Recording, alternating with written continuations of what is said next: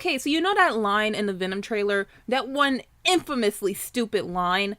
Like a bird in the wind. That's how I feel about Angels of Death. It's not per se shit, but I still think it's a bad anime that will be lost in the sands of 3 months' time. However, also like that line, You will be like monkey poo.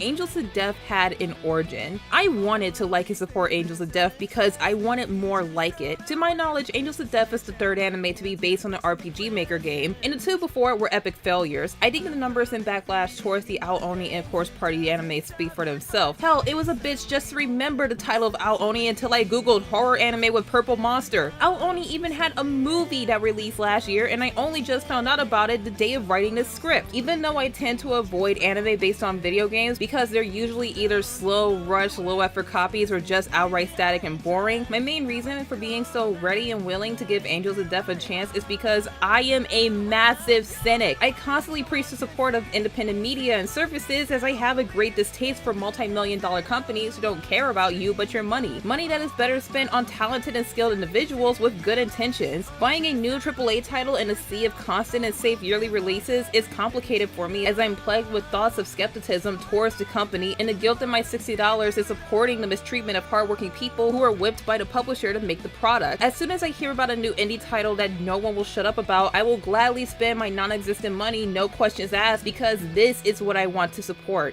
I want to support creativity. I want to support art. I want to support passion projects. I want to support the message of telling a story that you've had bottled up inside of you for years. I want to support the men and women who want to break away from the mental and physical strain of AAA. I want to support the same men and women who just want to make a living doing what they love. I love RPG Maker because it helps with just that. It's the perfect software for beginners like me who know nothing about complex coding but want to make a game. It doesn't have to be pretty, it doesn't have to have the best battle mechanics or none at all, but if you have a story to tell, then this is the software to do it with. Story-rich RPG makers is a category of its own because of how many games exist to do just that. I think that's what Angels of Death was as a video game. Maybe it's a passion project made by a horror fan who had a story to tell. Maybe it wasn't. Maybe the anime would do the game and its fans justice. Maybe it wouldn't. Maybe the game was long enough for a 12-episode runtime. Maybe the people behind it had clever and fun ideas to translate the game into an anime. I didn't know, I didn't care, I just knew how rare this anime was and how big of an impact it would have for RPG Maker games if the anime did well. I wanted this anime to bring a boom to RPG Maker and encourage more people to make and play these games and continue the support of independent media. When the anime started airing, I was pleased because it looked like just that was going to happen. The response was mostly positive. Fans of the original game were enjoying themselves, fan art was coming by the droves, and the dub scene has so much passion and enthusiasm for bringing the anime to life in English. I was enjoying Angels of Death as well. I think the staff of Angels had the right idea to animate the show like a B horror film. I thought the character designs were faithful and nicely done when you look at the original game. And holy fuck, Dallas Rita Zach! You don't even get 1 second! It wasn't the perfect anime. It could have used a few more tweaks so that it didn't feel like it was based so much on an RPG Maker game, but it was enjoyable enough for what it was, and at most I gave it a 6 out of 10. And then episode 3 ended, and with that the 3-episode rule I gave it, and I was bored.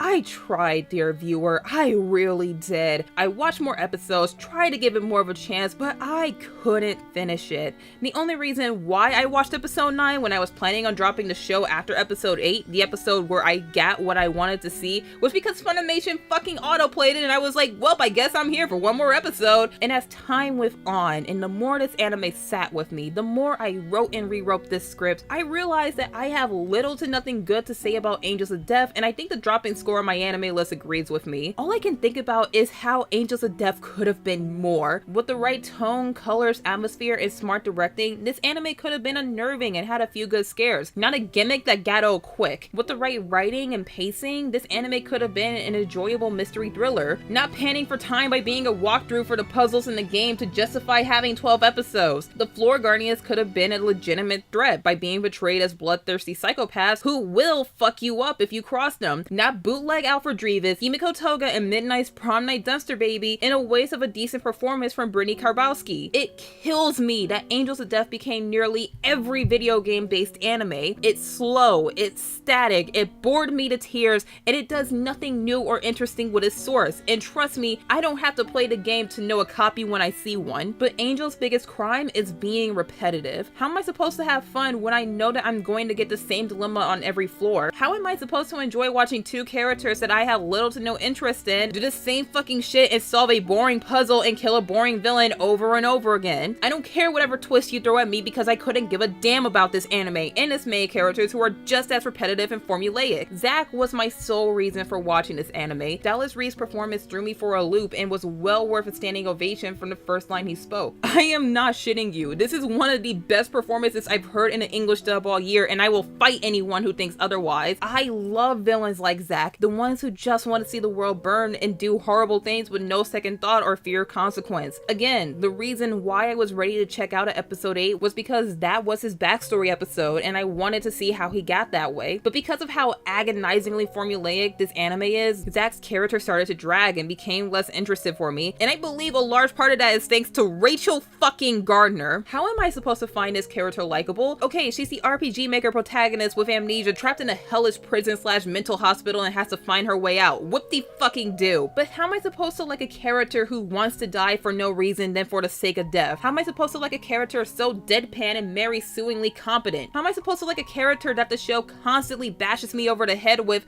oh hey, she's selfish, she's so selfish because she wants to die and will do anything to keep Zack so that she can die. I get it. Can you please shut the hell up and maybe talk about how this girl is clearly unstable and go more into why that is? Or maybe how she's gotten into the hospital in the first place and why her parents are dead, which is linked to her desire to wanting death. And oh hey, the show is over. Alright. And I dropped it anyway, so I don't really care anymore. Well, thank you, Rachel. Thank you for being so unbelievably, tediously lifeless that you are the core reason why this anime is so painful for me to watch. Thank you for bringing down the only interesting character in this show with your constant arguments of, I'll kill you. You mean that? I need you to be alive to kill me. So no dying. You swore to God that you were gonna kill me. I shouldn't be as upset at Angels of Death because half the reason why I dislike it so much is because I did that to myself. I wanted this show to be better and pull in better numbers for the sake of RPG Maker games and independent media. I'm a firm believer in the phrase high hopes, low expectations, and made the grave mistake of raising those expectations to a medium. If you're a fan of the original game and enjoyed this anime, then that's good and I'm happy and proud of that.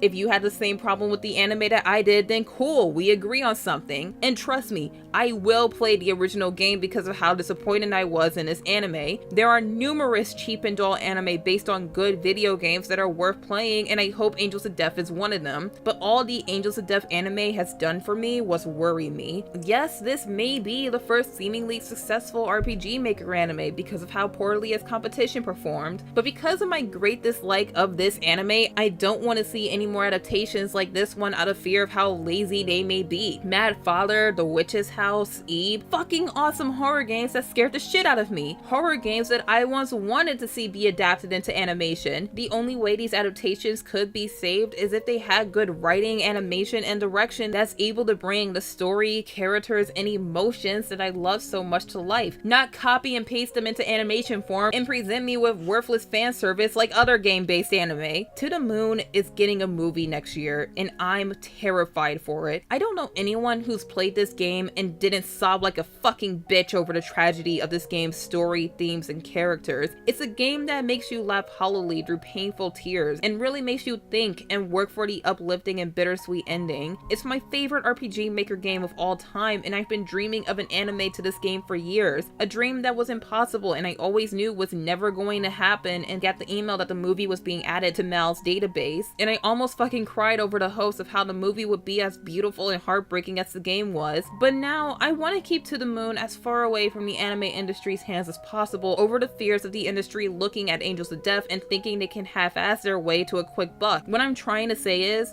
all my excitement and hope for future adaptations of RPG Maker games and for the boom they can bring to independent developers has been shattered, and Angels of Death fucking destroyed it for me.